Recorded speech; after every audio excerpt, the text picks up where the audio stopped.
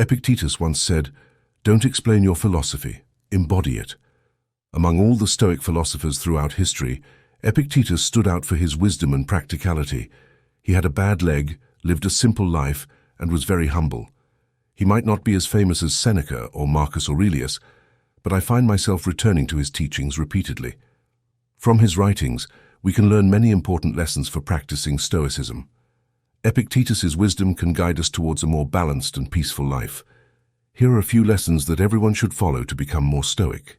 Lesson number 6. Caution against luck.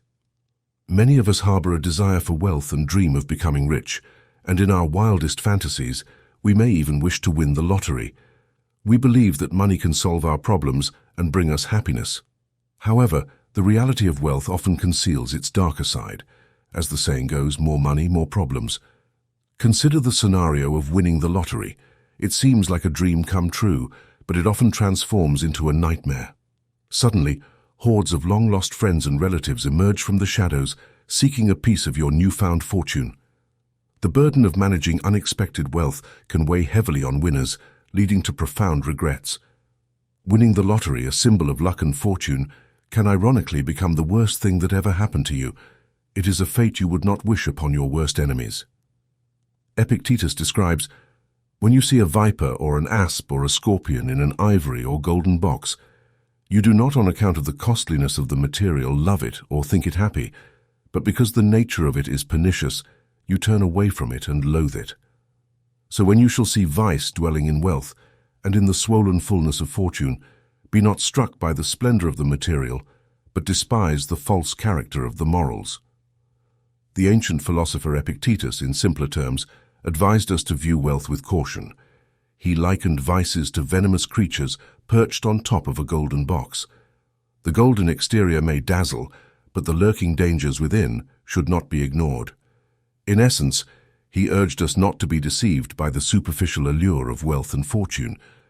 The lesson from this wisdom is clear. Acquiring more money, wealth, and fortune also invites more problems and complications. Money itself is not inherently evil, but for many, unnecessary wealth brings unnecessary hardships. The solution then lies in appreciating the things we already possess. We must learn to be content with what we have, fostering gratitude for the simple joys of life. For those living in abject poverty, the path to improvement involves working diligently to escape those dire circumstances. Yet, once we achieve a respectable income that meets our basic needs and offers a comfortable life, the question arises, why do we continue to chase after more and more wealth? In a world where the pursuit of wealth often takes precedence, it is crucial to remember that happiness and fulfillment do not solely reside in riches. While striving for financial security is commendable, excessive wealth may not bring the happiness we seek. Therefore, it is wise to temper our desires and appreciate the present, recognizing that contentment is often found in simplicity and in the absence of unnecessary wealth-driven complexities. Lesson number 5. Finding inner peace. Stoic philosophers have been talking about something for a very long time. How can a person find contentment and happiness? Unfortunately, because of our human nature, we are never really satisfied or content.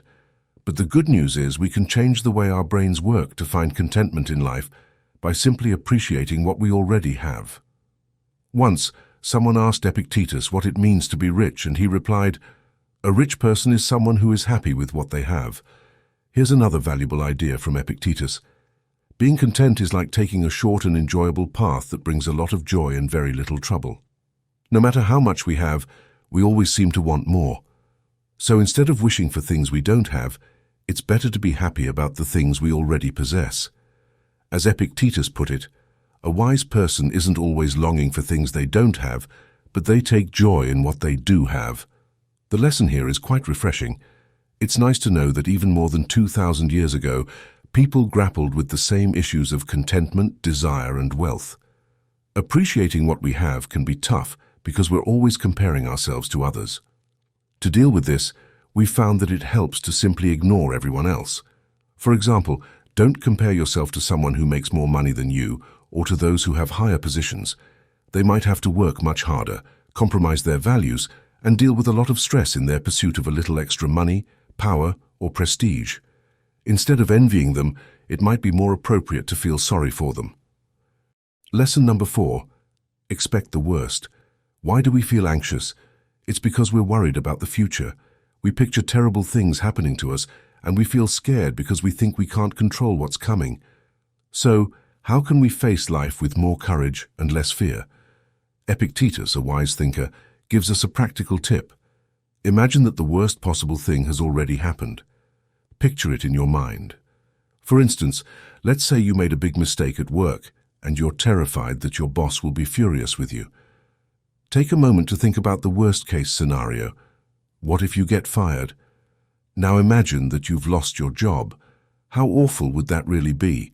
Could it possibly lead to something better in the long run? Maybe you're worried that you'll end up homeless, living on the streets. So, prepare yourself for this worst-case scenario. You'll soon realize that it might not be as terrible as you first thought. Epictetus's lesson is clear.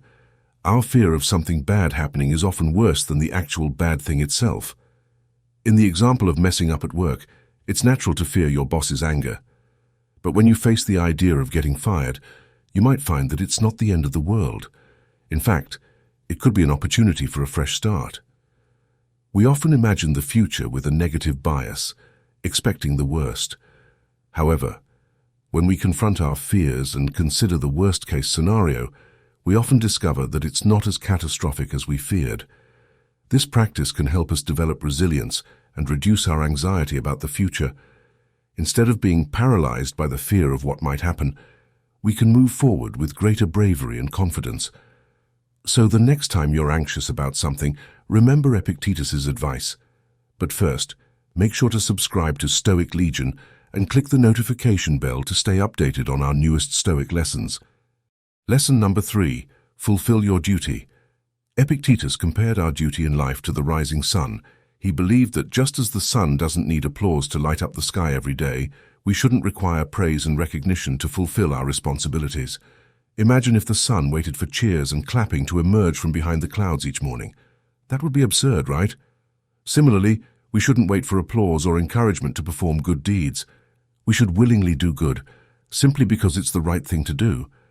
By doing so, we can earn the love and respect of others, just like the sun is adored by all. In life, we all have different roles and responsibilities. Epictetus emphasized that we shouldn't complain about the duties we're given by fate. Instead, we should embrace them and do our best. He compared an honorable person in a turbulent state to a fire in a harbor. Even with just a few pieces of wood, that fire can guide lost ships to safety.